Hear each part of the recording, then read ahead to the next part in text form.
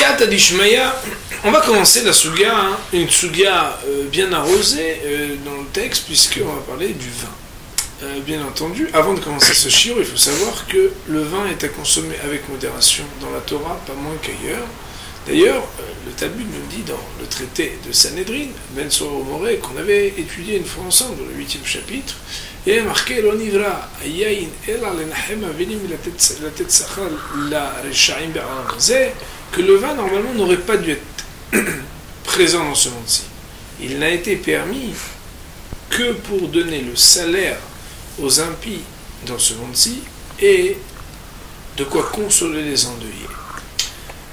L'explication du Maharal pour expliquer que le fait de consoler les endeuillés, c'est pas de les faire boire un coup pour qu'ils oublient, mais de leur faire goûter de ce qui s'appelle le salaire des justes dans le monde à venir.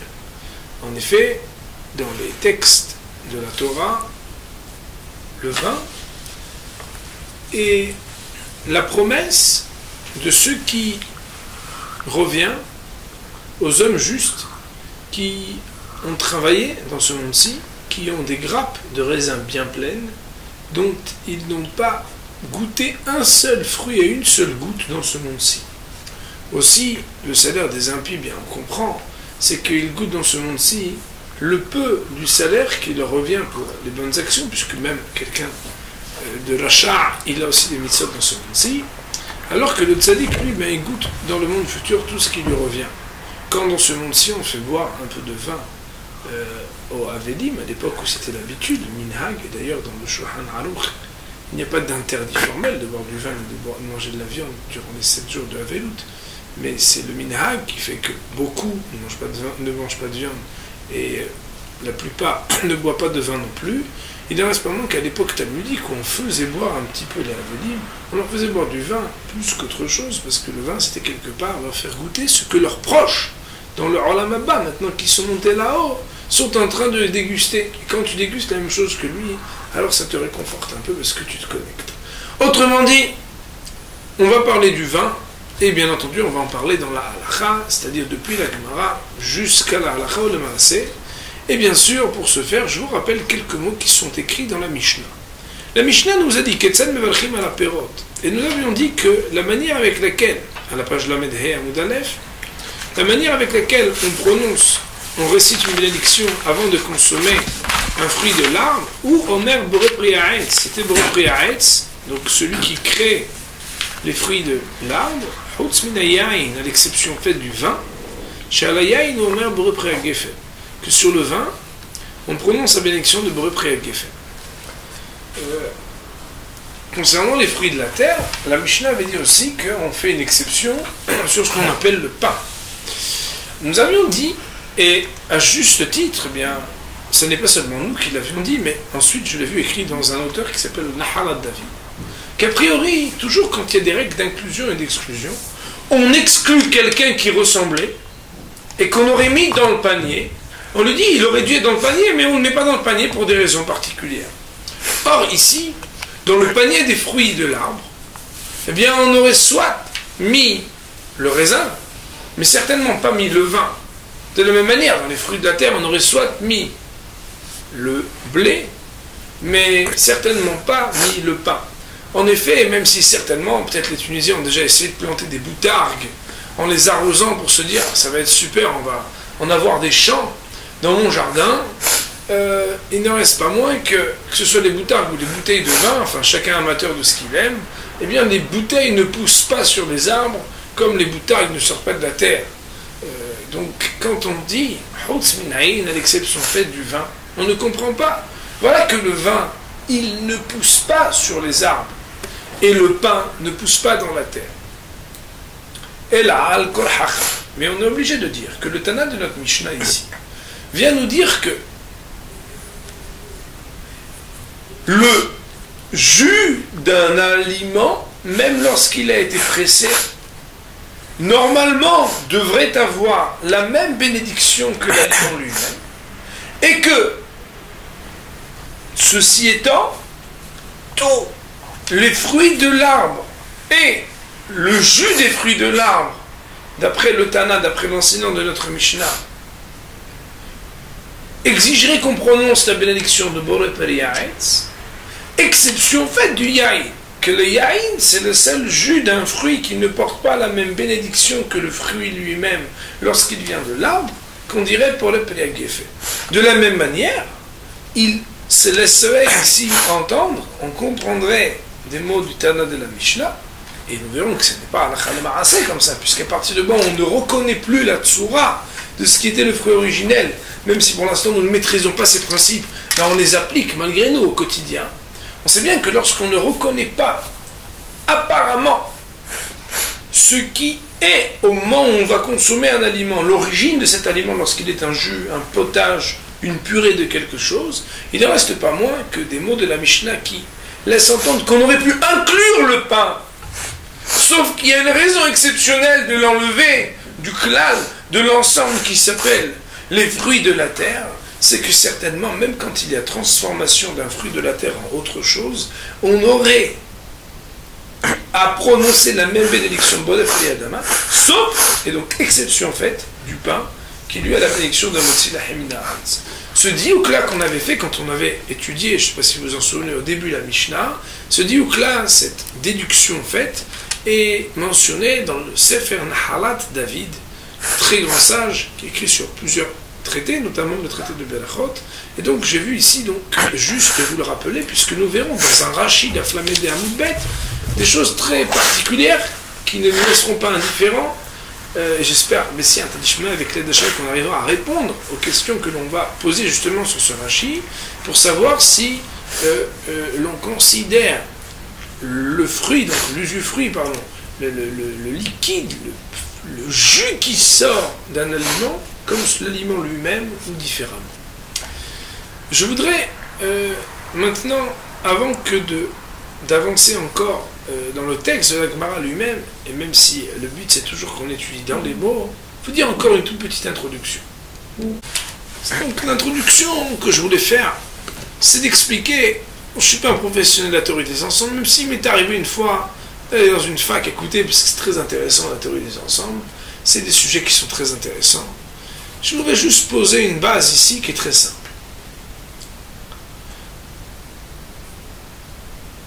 Sur tous les aliments, il faut prononcer une bénédiction. Nous avons vu goûter, pas goûter la dernière fois, on a été jusqu'à halakha l'maaseh pour savoir quand on goûte, dans quelle mesure on doit prononcer la bénédiction ou pas, mais pour chaque aliment que l'on consomme, on doit prononcer une bénédiction. Si nous mettions des familles, on va dire qu'il y a une famille qui s'appelle Boré Priya. C'est un cercle. Ce cercle-là, il a plusieurs espèces. D'ailleurs, Rabbi Yehuda, il va nous dire, Boré Miné de Shahid, que sur certaines espèces de verdure, d'herbes qui viennent de la terre, on va dire des Shahid, alors que sur le reste, on va dire Boré Priya Adama, même si on n'est pas poussé comme Rabbi Yehuda, c'est comme ça que Rachel avait expliqué. Mais dans Boré Priya Adama, il y a le pain. Donc il y a un cercle, et dans ce cercle-là, il y a une petite partie qui s'appelle le pain, qui a une bénédiction différente. Il y a un autre cercle à côté qui s'appelle Boré Priya Eitz, les fruits de l'arbre. Perotaïla, Boré Priya Eitz, à l'exception faite de Boré Priya Geffen, que le Priya Geffen, il est aussi de l'arbre, mais il y aura une raison de dire Boré Priya Eitz. Mais Boré Priya Geffen, pas Boré Priya Eitz. Maintenant, on va dire qu'il y a un autre ensemble qui englobe tout ce qui n'est pas dans ces catégories-là, ce qu'on appelle En Gidulo Min Haaretz, comme on va voir dans la Mishnah un peu plus loin, Be'ez Hashem, où là-bas est marqué Al Kol Davar Shen Gidulo Min Haaretz, la Mishnah d'Afem Hamoudbet, qui dit Mevarchim Shakol Niya Midvaro. C'est-à-dire qu'il y aurait un ensemble encore plus large qui dit que on prononce la bénédiction de Shakol Niya Midvaro. D'ailleurs, on sait bien que dans cette règle d'inclusion, dans Shakol Niya Midvaro, on retrouve ces différentes parties qui elles-mêmes ont aussi une autre partie, c'est-à-dire Boré Priya Eitz, Boré Priya Adama, et chacune qui a des exceptions à l'intérieur, une qui est Boré Priya Geffen, l'autre qui est Amotzi Lahem Haaretz. On sait que B'Di'ev est a posteriori, si quelqu'un a fait Shakol Niya Midvaro sur n'importe quel aliment, a posteriori, il est Yotzei Yedei Chova. Nous allons voir que il y aura une question fondamentale à savoir, est-ce que si quelqu'un il a prononcé Boré Priya Eitz sur du vin, ou Boré Priya Adama sur du pain, est-ce qu'à posteriori il pourrait être Yotzei ou non, alors que tout le monde serait d'accord que s'il avait dit Shakol Niya Midvaro sur ces mêmes aliments, il pourrait être Yotzei, c'est-à-dire acquitté de l'obligation de prononcer la bénédiction. Bien entendu, a priori, ça a l'air illogique, tant qu'on ne connaît pas le sujet. Maintenant que nous avons ouvert par ces petites introductions le sujet, bien, je vous propose de regarder la Gemara d'Aflamed et Amoudbet, où la Gemara va commencer par les mots Hutz Minayain. Donc on est à plus que la deuxième moitié de la page, Aflamed et Amoudbet, et nous allons commencer la Gemara tout de suite.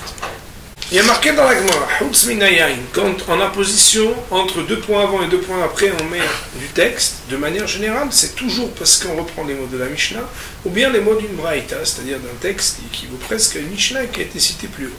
En l'occurrence, ici, on parle des mots de la Mishnah. Hutz Minayain, à l'exception faite de Yain. La Gemara dit Maïshna Yain. Quelle différence Yain? Autrement dit, pourquoi Yain c'est singularise pour avoir une bracha particulière, alors que sauf que sauf, on aurait voulu l'inclure dans les choses qui font partie des fruits de l'art. La Gemara dit si tu viens dire que c'est du fait qu'il a été changé pour quelque chose de meilleur, c'est pour ça qu'il a changé sa bénédiction. Vehare, voilà que shemen, l'huile, on parle ici d'huile d'olive, mais qu'elle est devenue meilleure que l'olive. Et pourtant, elle n'a pas changé sa bénédiction. Damar Rav Yuda Amar Shmuel, car on sait que Rav Yuda il a le nom de Shmuel. Vechinam Rabbi Yitzhak Rabbi Yohanan. Et aussi que Rabbi Yitzhak il a le nom de Rabbi Yohanan. Shemen Zayit Mvachim Alam Bore Priaetz. Que le Shemen Zayit, l'huile d'olive, on fait dessus la bénédiction de Bore Priaetz. Sous-entendu, on ne dit pas une bénédiction de quelque chose qui est propre à l'olive. Pourtant, Ishtane l'Ilouya, il n'a pas Ishtane le Bracha. C'est pas parce qu'il a changé quelque chose de meilleur qu'il fait la Bracha. Et donc, l'hypothèse de dire que tout dépend est-ce que ça change quelque chose de meilleur ou pas, c'est pas juste. La Gemara, elle vient, elle dit Amri, on pourra répondre en disant Atam, Mishum de l'Oefsha, là-bas, Behemet, c'est parce que c'est pas possible. Autrement dit, l'Olam, en vraie vérité, quand c'est Ishtan et l'Ilouya, quand ça change quelque chose de meilleur, c'est une raison pour changer la bénédiction. Mais là-bas, c'est parce qu'on ne peut pas changer la bénédiction. Echi Navrich, comment veux-tu qu'on prononce une bénédiction? Navrich Bore Peri Azait. On va dire Bore Peri Azait, qu'il a créé le fruit de Zait, le fruit de l'olive. Peragoufé Zaiti Kere. Voilà que le fruit lui-même s'appelle le Zait. Venivrich Ale Bore Peri Zait. La Gemara propose autre chose. Ok, tu ne peux pas dire Bore Peri Zait. Quand le fruit lui-même il s'appelle Zait, on va voir dans Rashi qu'on ne peut pas dire que Akadosh Baruch Hu il a créé le fruit du fruit. Mais il a créé le fruit de l'arbre, parce que le fruit du fruit, c'est l'homme qui l'a changé. Soit Akadosh Baruch Hu donne des forces à l'homme de changer, mais Tachles, en définitive, quand tu dis Boré, tu parles d'Akadosh Baruch Hu. Peri Aetz, alors on comprend, mais Peri Zait, c'est pas possible. La Gemara dit, on pourra proposer de dire la bénédiction, de dire que Kadosh Baruch Hu il a créé le fruit de l'arbre olivier. Oui. De l'arbre olivier.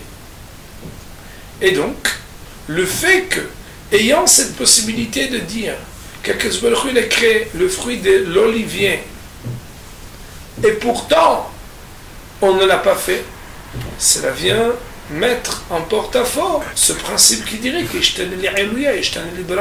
quand quelque chose il devient meilleur par une transformation, alors il change aussi sa bénédiction en une bénédiction qui serait particulière et singulière. Autrement dit, la Gemara, pour l'instant, émet une hypothèse qu'elle réfute, c'est de dire que la raison pour laquelle on prononce une bénédiction particulière au vin, c'est parce que son changement est pour quelque chose de meilleur, et que si on change pour quelque chose de meilleur, c'est une raison pour changer aussi la bénédiction. Réponse de la Gemara, non, parce que tu vois bien que même si techniquement tu pensais être bloqué, parce que tu ne pouvais pas dire Bore Peri Zait, parce que le fruit lui-même il s'appelle Zait, et qu'on ne peut pas dire que tu peux le Bore Peri Zait, comme on va le voir dans Rashi dans un instant, alors, malgré tout, on te proposait de dire Bore Peri Zait, et cela aurait été une possibilité de faire comme on a dit Bore Peri Gefen, de dire Bore Peri Zait. Or, le fait qu'on ne l'a pas fait, cela vient réfuter, et Adra Kushia le Durta fait revenir la question depuis le début pour poser la problématique, quelle est la singularité du vin pour qu'il ait trouvé une bénédiction propre à lui qui lui fasse faire la différence avec le reste des fruits de l'arbre. Sur cette partie-là, nous allons avoir quelques problèmes dans le Pshat, car il est marqué dans Rashi Akadosh, et le Rashi est un peu plus haut, peut-être 10 lignes de Gemara plus haut que la Gemara, où il est marqué au deuxième mot de la ligne, Zait Ikre. Je pense que tout le monde l'a. Zait Ikre. Il est marqué, vers les Boré Pri a pris, que si jamais on dit Boré Pri Zait, c'est comme si on disait qu'Akadosh Baruch Hu, il a créé le fruit du fruit. Je suis appelé Karou Zait, car le fruit lui-même s'appelle le Zait, l'olive. Et ça, c'est pas adapté, car ce n'est pas la création du ciel qui bidé Adam, Ibeliazo. Car c'est dans la main de l'homme que cette création, c'est-à-dire cette transformation, qui a permis de prendre de l'olive et d'en faire une huile, c'est l'homme qui en est responsable.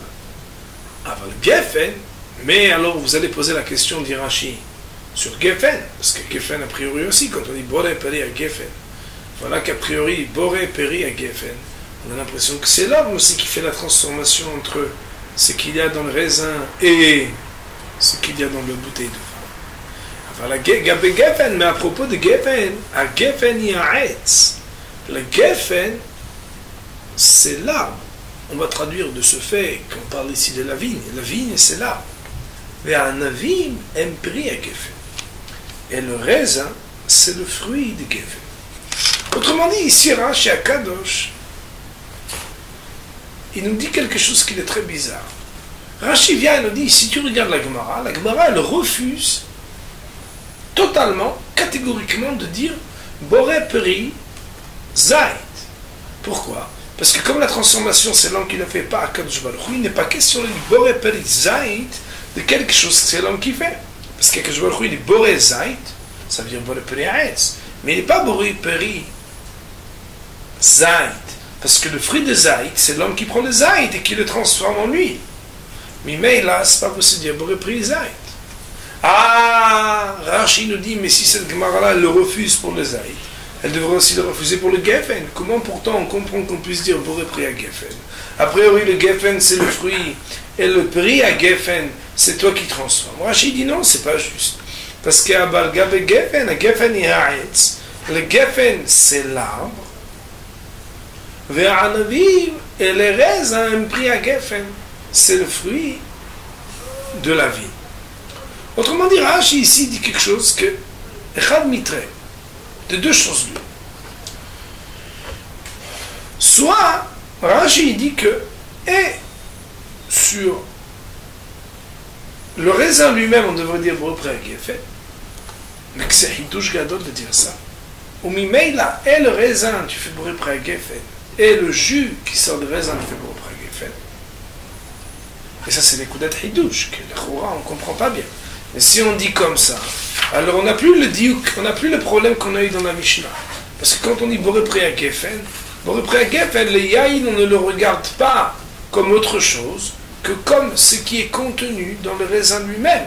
Et qu'on parle des raisins sur lesquels on dit Boré Pri à Geffen, et le contenu du raisin, il est prêt, comme si tu ouvrais un robinet. Ou bien on va dire pas comme ça, on va dire un peu différemment. On va dire que Rashi pense qu'il y a une différence entre le jus qu'il est dans le raisin et le jus qu'il est dans l'olive. Voilà qu'on sait bien que la ktisha de l'olive, c'est-à-dire la manière avec laquelle on va presser une olive, elle est différente que la manière avec laquelle on presse un jus de raisin ou un vin. Pourquoi? Parce que l'olive ne permet de prendre son jus que quand on l'a bien écrasé, concassé et kotech ota, dans un pressoir avec un mortier, on vient et on tape jusqu'à qu'il sorte quelque chose. Machéen ken, que peut-être on aurait dit que c'est un peu différent. Dans le raisin, c'est vrai que le travail du raisin est long et difficile, et plus le raisin doit donner un bon vin, plus c'est compliqué. Mais en somme toute, il ne reste pas moins que quand on ouvre un raisin et quand on en enlève les noyaux, Le jus, c'est presque quand on a une bouteille et qu'on ouvre la bouteille pour le prendre. Si ce n'est que là, il est solidifié, qu'après il y a une sorte de liquéfaction, je ne sais pas comment on appelle ça, qu'on transforme en liquide. Mais quoi qu'il en soit, peut-être que Rashi il voit soit dans la halakha de la beracha un lien entre le raisin lui-même, sur lequel peut-être bien Rashi il dit possiblement qu'on dirait boré pris à Geffen, et donc aussi le vin on le regarde comme pris à Geffen, c'est-à-dire que Kadosh Baruch Hu déjà à ce stade-là il l'avait créé, et même si après les transformations, mais ça s'appelle toujours le prix à Geffen, ou bien de dire non, c'est pas ça, c'est que dans la réalité de ce qu'il est le raisin, comme il est différent de Zaït, que le raisin lui, il est presque déjà plein, il est taoul, il a déjà le vin en lui, alors que l'huile d'olive, il faut la travailler. Là il y a une différence que un c'est la bria de Shem, le vin, alors que l'autre c'est la bria de l'homme, que ce serait le boré puri Zaït. Voyons encore une fois dans Rashi comment on comprend. Donc Rabotai, sur ce Rashi là, c'est pas pachout, c'est pas très compréhensible. La chose qui est quels que soient les deux pans de la Hakira qu'on a exposé, ce qui ressort de toute façon, c'est que quand on parle du vin, quand on dit boré près à Geffen, c'est Akadosh Baruch Hu qui a créé le vin comme étant le fruit du Geffen. Alors que quand on dit de prix Zaït, ça n'aurait pas été juste de dire que c'est Akadosh Baruch Hu qui l'a créé, le fruit du Zaït. Et donc, il existerait, qu'on le veuille ou non, quelque chose qui déjà dans la vigne correspond à ce qu'Akadosh Baruch Hu il a créé comme étant le vin. Le prix à Geffen, ce qui n'est pas le cas de la vigne, de l'huile d'olive. Ça, que peut-être qu'au fur et à mesure qu'on va avancer, on va essayer de résoudre un peu mieux cette question. Ça veut dire qu'on en fait une remarque, on en fait une déduction de Rashi, mais on le laisse quand même comme quelque chose de difficile. Je vous demande de prendre la suite de la Gemara. Donc la Gemara, puisqu'elle a proposé que, même si tu ne sais pas dire Boré Pri Zaït, il faut dire Boré Pri Etz Zaït, et que la Gemara ne l'a pas dit, c'est pour dire que l'hypothèse selon laquelle, parce que je tenais les lui, je tenais les brachas, parce que ça a changé quelque chose de meilleur, ça a changé la bracha, c'est pas retenu. D'accord. Et donc la Gemara vient, nous dit, et là, Marzoutra. Mais donc, Marzoutra va dire, Hamra Zaïn, Mashhal Zaïn. C'est parce que Hamra, le vin, Zaïn, c'est quelque chose qui nourrit. Mashha et l'huile d'olive, Lo Zaïn, c'est quelque chose qui ne nourrit pas. Et donc quoi? Ce qui nourrit, alors mérite d'avoir une bénédiction en soi. Ce qui ne nourrit pas, ne mérite pas d'avoir une bénédiction en soi. D'ailleurs, Rashi le dit là-haut, Hamra Zain, c'est la raison pour laquelle il est considéré à cette mesure pour qu'on lui fixe une bénédiction pour lui seul. La Gemara dit, Mishhar Zain, est-ce que tu vas dire que l'huile d'olive, c'est pas quelque chose qui nourrit? Ve'atnan, et voilà pourtant qu'une Mishnah nous dit. Cette Mishnah se trouve dans le traité de Eruvin. Et aussi, non, dans le traité de Eruvin, où là-bas il est marqué Anoder min Hamazon, si un bonhomme il fait vœu de s'abstenir de toute chose qui permet de le nourrir.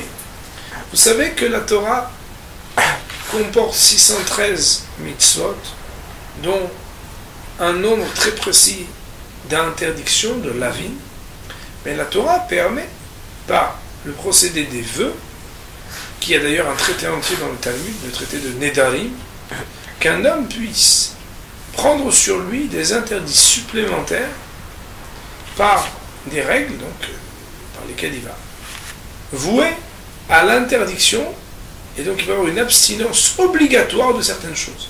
Si cette personne-là a dit, je prends sur moi d'être nodé, et donc de faire vœu d'abstinence de ce qui s'appelle le mazon, la nourriture. Il est marqué que mutar b'maim b'melah, il aura le droit malgré tout de manger maim, de l'eau, boire de l'eau, melah, du sel. Pourquoi? Parce qu'ils ne sont pas considérés comme des aliments qui nourrissent. Sur ce même texte-là, il y a marqué une déduction. La raison pour laquelle on permet Maïm et Melach, c'est parce que Maïm et Melach, ils ne sont pas appelés Mazon. Autrement dit, même si certainement ils apportent aussi sur le plan énergétique, ou sur le plan en tout cas de ce qu'ils permettent à l'homme de garder, quelqu'un qui a de l'eau, quelqu'un qui a de l'eau et du sel, la solide, quelqu'un qui reçoit de l'eau, plutôt sucré que salé, mais de l'eau, il a quand même des apports minéraux. Malgré tout, ça ne s'appelle pas Mazon. Comme il est, mais on voit que tout le reste des aliments, il crée Mazon. Et donc quoi? Et donc tout le reste est appelé des objets, des aliments qui nourrissent. Au passage, la Gemara nous dit, au passage, peut-être ça va être ici un échec émat à l'hypothèse de Rav Shmuel, d'Amré, qu'ils ont dit, qu'on pourra prononcer qui d'ailleurs n'a pas été mentionné dans la Mishnah ici. Un des Rishonim se pose la question, pourquoi a-t-on mis de côté le Boré Miné Mezonot? Mais ça n'est pas encore notre propos. Quoi qu'il en soit, peut-être que de la Mishnah qu'on a citée qui parle de celui qui fait vœu d'abstinence de la nourriture, puisque c'est seulement l'eau et le sel qui ne s'appelle pas Mazon, c'est que tout le reste s'appelle Mazon. Alors à cause de ça, peut-être on mettrait en échec et mat l'hypothèse et la position de Rav et de Shmuel qui disent que surtout on dit Boré Miné Mezonot, on dit Boré Miné Mezonot que sur 5 espèces uniquement, et pas sur les autres. Voilà que d'après ce qu'on est en train de dire, on définit comme Mazon, c'est-à-dire Boré Miné Mezonot, tous les aliments excepté l'eau et le sel. Quoi qu'il en soit, Vamar Ravuna, sur ce même texte, Ravuna nous dit Beomer Konazan Alay. On parle là-bas de tout ce qui peut nourrir. Quand on dit je prends sur moi d'abstinence du mazon, on ne parle pas ici du mazon, ça veut dire que du pain, que de certaines choses, mais on parle vraiment de tout ce qui est kol hazan, toute chose qui peut nourrir. Et donc, Alma Mishhazain, on voit bien, on dirait de là, Alma, tu diras de là, Mishhazain, que l'huile d'olive, c'est quelque chose qui s'appelle Zain, c'est-à-dire quelque chose qui nourrit, puisque ça reste interdit et que tout ce qui est permis, c'est uniquement l'eau et le sel. Alors, l'hypothèse de dire que la raison pour laquelle le vin a une bénédiction particulière ne peut pas être parce que le vin est de Zain, mais que l'huile d'olive n'est pas Zain, parce que l'huile d'olive aussi, on va te démontrer qu'il est Zain. La Gemara dit là, Hawala Sa'id, Mishha ou Sa'id. C'est que le vin il est Sa'id, ça veut dire que c'est quelque chose qui est rassasié. Alors que Mishha, il n'est pas Sa'id, il ne rassasie pas. Oh! Donc quoi, on est en train de dire, nourrir, c'est pas le critère, parce que même l'huile d'olive, elle nourrit. Mais le vin, lui, il rassasie. Et la particularité du vin qui rassasie, c'est celle qui fait qu'il va fixer une bracha pour lui devoir bourrer près avec la Gemara, elle dit, est-ce que le vin, tu peux dire qu'il rassasie? Eh bien, mettre que nous, à première lecture, on va dire, c'est très étonnant que le vin il rassasie. Mais la Gemara, elle argumente, voilà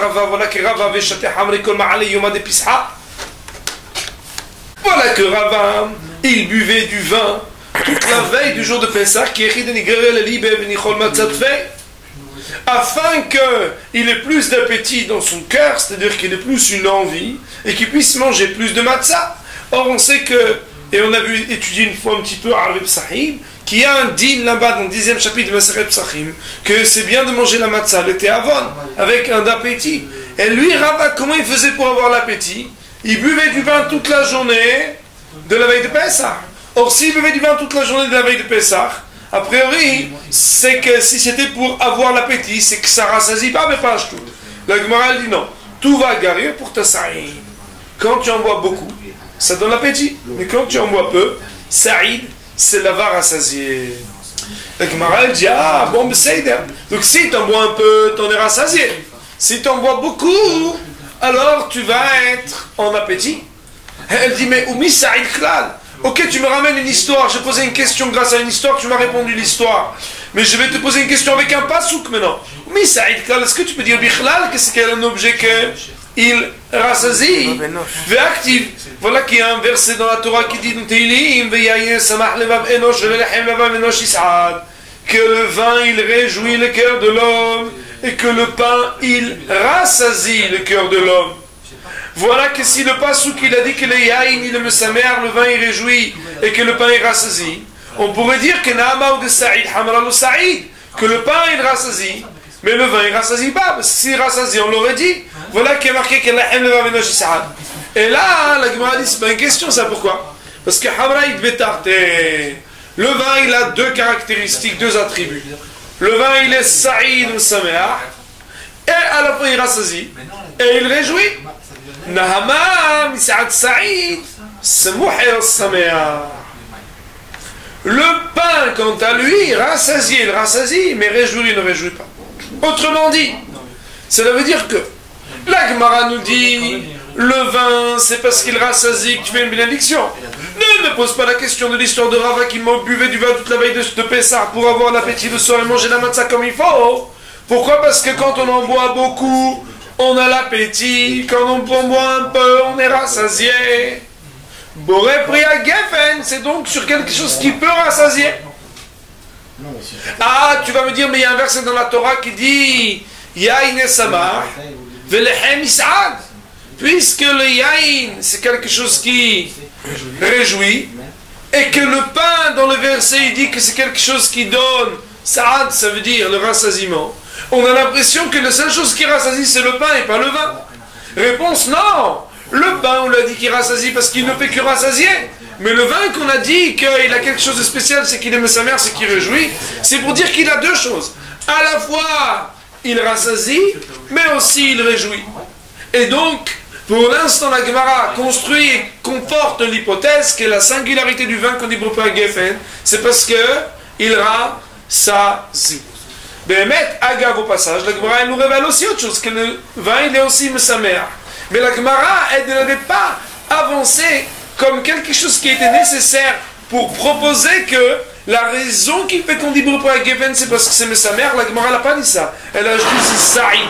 Agave, au passage, elle nous apprend aussi que le passage qui parle de Yain qui est sa mère. La Gemara dit, si c'est comme ça, si tu dis que Bémet c'est Saïd, on sait qu'il y a un principe qui dit que les choses qu'elle donne, Saouda qu'elle donne, Vesavata, c'est-à-dire une Sevi'a, un rassasiement. Donc on doit dire dessus le Birket Amazon. Et le Birket Amazon il est surnommé Shalosh Berachot, même qu'il y en a une de plus, mais Shalosh Berachot. Alors que la bénédiction qu'on appelle le Mehia, il est Me'em Shalosh, que ça ressemble au Shalosh Berachot du Birket Amazon. Quoi qu'il en soit, la Gemara dit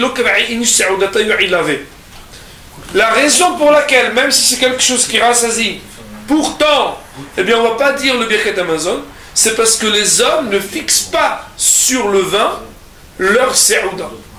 C'est vrai que même si les gens, l'autre jour j'étais à la place de la Comédie à Montpellier, où là-bas il y avait le vin chaud, mais les gens après le vin chaud, ils vont manger une soupe chaude ou du pain chaud, parce qu'ils ne peuvent pas juste boire du vin et dire qu'ils ont des Seouda. Et donc, puisque les gens ne font pas Seouda dessus, alors, bien que c'est Saïd, que ça rassasie, on ne dira pas le Birket Amazon dessus. La Gemara dit Amar, le Rav Nachman Bar Yitzhak, le Rav Nachman Bar Yitzhak, il a posé la question à Rav, il a dit Ikada, il avait Seoudaté.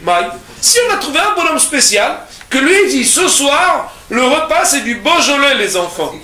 Surtout pas les enfants, Barminan. C'est interdit, mais il dit à sa femme chérie, ce soir j'ai acheté une bouteille de Beaujolais. Oui, mais chérie, la pizza elle est où? Non, ce soir on fait que boire du Beaujolais, c'est tout, c'est le repas. Si Ikaba il avait Seoudaté, si un bonhomme il a fixé le Seouda sur du vin, même si c'est pas du Beaujolais. Amar, il lui a répondu lorsqu'Eliyahu Navi viendra à la fin des temps et qui dira si c'était véritablement quelque chose qui fixe, Ashta, pour l'instant cependant, elle est annulée, son opinion, sa position d'avoir fixé comme Seouda de manière personnelle et particulière par rapport à ce qui est l'habitude de Kol Adam du monde entier. Autrement dit, Bémet, les Olam, peut-être que lui, il mériterait de dire Birkat Amazon sur son vin. Mais comme on ne le sait pas, alors on va attendre que Eliyahu il le dira. Mais pour l'instant, Batla Da'atot Sel Kol Adam, on considère que son opinion s'annule, sa particularité dans son minhag, son habitude, s'annule par rapport à l'habitude de tout le monde, c'est-à-dire par rapport à Kol Adam. Avant de poser des questions sur la fin de cette Gemara, on va regarder le Rashi sur la partie qui dit V'aktivaït c'est marre le Vavenouche. Voilà qu'il y a un passage qui dit que le vin il réjouit le cœur de l'homme, V'seifa décrit la fin du passage qui dit B'lachem le Vavenouche et que le pain il rassasie le cœur de l'homme. Mashma, on comprendrait de là, que le yaïn uniquement il réjouit. Ou Mishane, on va répondre là que les camarades, c'est pas comme tu as dit. Que le vin il va rassasier, mais qu'il ne veut pas être Mesameach. Pardon, le pain il rassasie, mais il ne le réjouit pas. Mais le vin, il va permettre de faire un repas dessus, c'est-à-dire de rassasier, ou Mesameach, et aussi de réjouir. Le Gemara, elle dit, Yachi, comme ça, Yachi, c'est comme ça, de Zayn, de Saïn, que non seulement il est nourrissant, mais en plus, il est rassasiant. Mazon ou, ça s'appelle qu'il a les caractéristiques de ce qui est Mazon, c'est-à-dire qu'à la fois il nourrit, à la fois il rassasie. On devrait prononcer 3 bénédictions après. Alors que voici que plus loin dans notre même chapitre, la page 37a, nous allons dire tout ce qui fait partie des 7 espèces, et que le vin c'est une de 7 espèces d'Eretz Israël, et qui n'est pas une espèce de céréales, Hacham disent qu'on dit une seule bénédiction. Et donc quoi? Et donc on ne comprend pas qu'on puisse dire que le Zayn, le Saïd, qu'il a une des caractéristiques, c'est qu'il est Zayn, le Saïd, qu'il a à la fois la possibilité de nourrir, mais aussi de rassasier, et que pourtant on ne dit pas Birkat Hamazon. Nous allons poser sur la Gemara plusieurs questions. La première question, elle touche la fin de la Gemara. C'est qu'en réalité, la Gemara nous dit, puisque on a dit que Behemet, la raison pour laquelle on fait Birkat Hamazon, parce que les gens ne fixent pas leur Serouda dessus, c'est parce que pour Hazama Amadava, quand tu sors, tu regardes les gens comment ils font. C'est vrai que personne ne fait un repas sur Beaujolais, mais si on a un bonhomme qui est un peu bizarre, qui fait Bémet un repas, comment ça se passe? La Gemara a dit non. Quand Eliyahu viendra, on lui demandera, mais pour l'instant, bat la date de cette colada. Ici, on va demander une question Ma'inafshor. Ça veut dire qu'on va dire de deux choses l'une. Si tu dis bat la date de cette colada, ça veut dire si tu lui appliques le fait que son opinion et son comportement s'annulent devant le comportement général de la norme des gens. Alors même si Eliyahu Navi venait, il nous le disait que c'est Kive'ut Saouda, qu'il a fixé une Saouda avec ce vin qui s'appelle Kive'ut Saouda, malgré tout le principe est applicable. Que Batla Da'atot Sel Kol Adam, c'est que l'homme, même s'il a un comportement particulier, lui, il doit annuler par rapport à l'application de la loi, par rapport à la norme des gens. Et en plus, on ne comprend pas donc. Donc premièrement, pardon, la question elle est de dire, si tu mets en avant le principe de Batla Da'atot Sel Kol Adam, c'est-à-dire que son comportement perso, il est soumis à une application de la loi par rapport au grand nombre, pas par rapport au perso, qu'est-ce que ça change ce qu'Eliyahu va venir dire? Deuxièmement, les Chora, Eliyahu quand il va venir parler, alors on n'a rien répondu à la question, parce qu'Eliyahu quand il va venir parler, j'aurais pas eu la question moi. Toi tu viens et tu me dis, quand Eliyahu va venir, il va répondre. Mais ça y est, mais ça je le sais avant que tu le dises, qu'Eliyahu va répondre à ma question. Toi tu dis non, quand il va répondre, on verra, mais pour l'instant, c'est ça qui m'intéresse. Je te pose une question, tu me réponds quand le Mashiach il va venir, alors il n'y aura plus de problème. C'est pas ça qui m'intéresse. Al-Kohach, on a l'impression de comprendre ici que quand Eliyahu il va venir, ça pourra nous renseigner même pour ce qui s'est passé avant. Bizarre. Sauf que on sait bien que quand il y a un ikoul, quand il y a déjà un rassasiement et aussi une digestion, après on ne peut plus prononcer la bénédiction. Autrement dit, comment y a-t-il eu une réponse de la part de Rava à la question de Rav Nachman bar Yitzhak? Rav Nachman bar Yitzhak qui veut savoir maintenant, de nos jours, pas quand il va venir Merabé Amen ou Eliyahu Navi. De nos jours, si quelqu'un est couvert, est-ce qu'il fait la bracha ou pas? Viens, Rava il répond en disant non. Quand il va venir Eliyahu, il va te le dire. Mais pour l'instant, Batla Da'atot Sel Kol Adam. Moi je dis pour l'instant, même si pas Batla Da'atot Sel Kol Adam, mais sauf que le sauf, comme on sait pas, il fait pas. Donc pourquoi tu as besoin de Batla Da'atot? Et si tu dis Batla Da'atot, ça veut dire que ce principe-là, il fait que même s'il a un comportement particulier, que c'est lui qui est en Saouda, il ne doit pas faire ce qu'il fait lui, mais ce que les gens y font. Mais là, même si on avait dit que c'est lui qui est en Saouda, alors tu ne dois pas faire Birkat Hamazon. Donc ici, il y a quelque chose que Ma'inafshar n'a pas compris dans la Gemara. De plus, comme moi ma question elle porte sur aujourd'hui, qu'est-ce que tu me racontes que Eliyahu va venir? Ça c'est ce qu'on a dit, que Mama je ne comprends pas. Maintenant il y a une autre question qui va rester, que Béhémet on ne comprend pas bien. La Gemara, elle nous a parlé de 3 choses différentes. Premièrement, elle nous a dit Sh'tan el-Ilouya. Deuxièmement, elle nous a parlé de Zayn. Troisièmement, elle a parlé de Saï. Et le quatrième, c'est pas une vraie quatrième, c'est qu'on a dit Mesamer. Il y a 4 particularités au vin qu'on a trouvé qu'il se distingue des autres espèces. C'est que, premièrement, il est meilleur en tant que vin qu'il l'était en tant que raisin. Deuxièmement, il est zain, ça veut dire qu'il est considéré comme nourrissant. Troisièmement, il est rassasiant. Quatrièmement, on a dit que aussi il a une simha, il amène la réjouissance à l'homme. Je pose une question. Quand la Gemara, elle est venue, elle nous a mis en exergue, elle nous a souligné ces différents points, est-ce que à la fin, la halakha ou le ma'aseh, ce qui lui donne la possibilité de fixer une bracha pour elle-même, c'est le cumul de ces différents points? C'est-à-dire que premièrement, il est shtanel ilouya, deuxièmement, il est zan, troisièmement, il est saïd? Ou bien non? Étant donné que les autres ont été réfutés, il ne reste que la raison de saïd, c'est-à-dire du rassasiement, pour être couvert à beracha le'atzmo, pour dire que singulièrement, il va avoir une bracha différente des autres. Ça, c'est les questions qui sont les questions pshutot élémentaires de notre sugya et que Be'ezrat Hashem, on devra apprendre à résoudre la semaine prochaine. Baruch Adonai, Amen, Amen.